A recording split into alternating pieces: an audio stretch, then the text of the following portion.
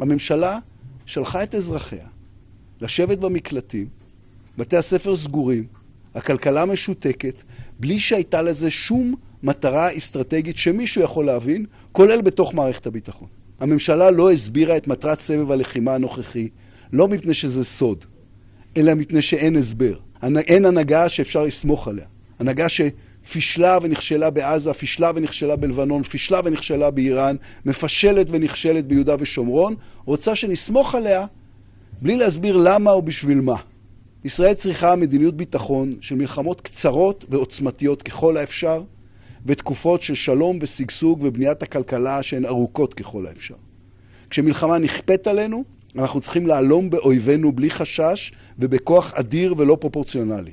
רק שמלחמה לא יכולה להיות התגובה האוטומטית שלנו לכל בעיה.